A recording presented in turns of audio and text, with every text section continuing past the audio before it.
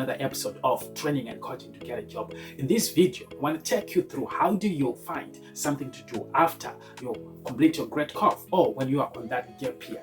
You see, here is one thing that is very, very important for you young people who are just growing up right now.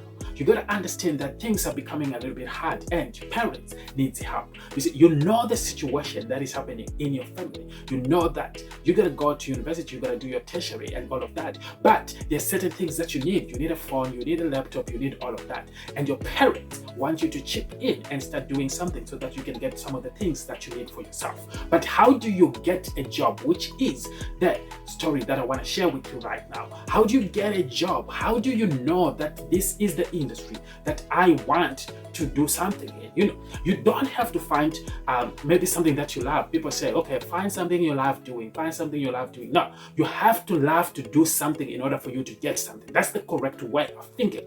I want to do something. I want to get a job so that I can buy a laptop. I can buy all the things that I want to use next year when I go for the university or whatever you want to do next year, right? So you must have that interest you must have that commitment. You must have that love to do something. You must love to do something. Don't be lazy. You see, don't be lazy. Don't say, I'm not passionate about this. I don't know how to discover my passion. I don't know how to do that.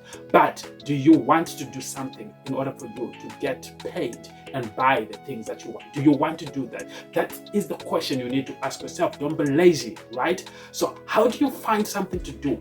There are a lot of industry. There are a lot of different sectors of work that you can get in. All right, one of them is hospitality. So I'm going to speak about hospitality industry, which consists of restaurant work and coffee shop and all of that, because it is the only thing that I've done for all my life, right? So I'm going to talk about restaurant work and all of that. All right, how do you research about all of these things? You need to Google, use your phone, go on a laptop, go on a computer, ask your father, okay, I want to research about restaurant work. What are the job positions? What are the roles that I can work on in a restaurant, right?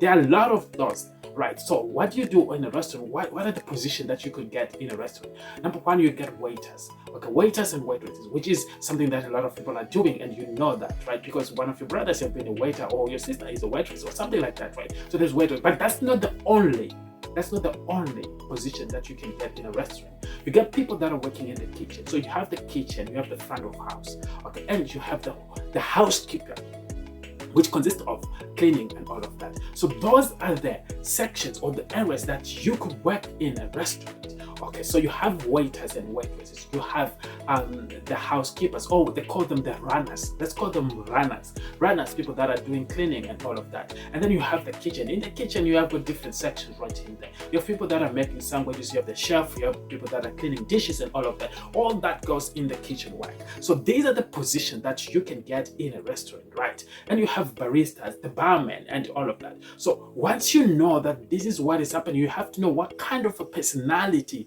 gets along on this particular position. Not everybody is going to be a waiter. Not everybody is going to be a waitress. Not everybody is going to work in the kitchen. Not everybody is going to... No, there are certain roles that your personality doesn't fit. You know, I'd never been a waiter. I've been in the bar. I worked as a barman and I worked as a barista and all of that. Those are the two roles that I love doing that, and those are the sections or the areas, the positions that I felt comfortable doing.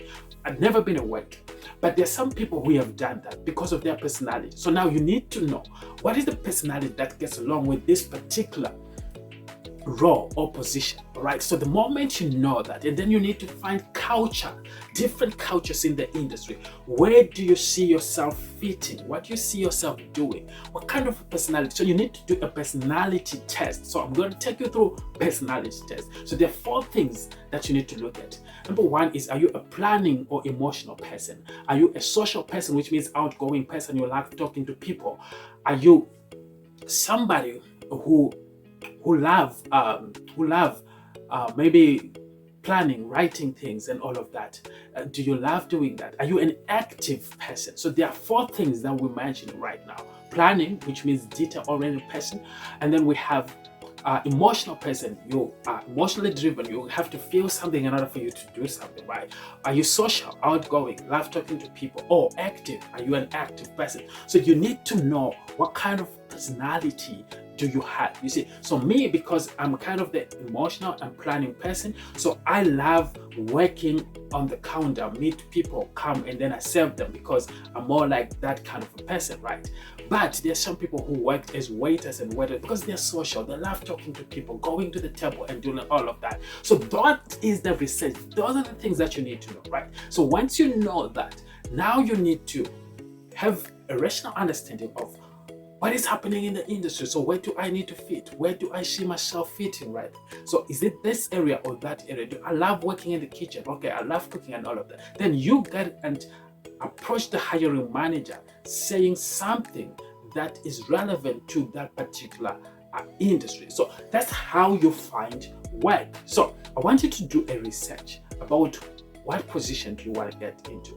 If you want to be trained to work in coffee shop or being a barman and all of that, then you know exactly what you are supposed to know in order for you to work in that particular role, so that it becomes easy. So the point that I'm trying to make to you young people is, do you love to do something in order for you to get paid? Do you love to go to work, or you just want to be lazy and keep complaining about how life is hard and all of that? If you love to do something, if you want to go to work, you need to do a research about what kind of job do you think you can take. There's construction, there's hospitality, there's all of this photography and all of there's a lot of things that you can do. But with all that being said, you need to understand and read the culture of that particular industry or that particular company that you want to join, so that it becomes very easy for you to get a job in there. I will see you after you do the research, when I come with another video of talking to you about how you can get started and start doing things for yourself and take responsibility for your achievement. My name is Kuza. Join us at KCC every day. I want to show you how to do this, and I want to coach you and train you to get a job. I'll see you when you join us. Ciao.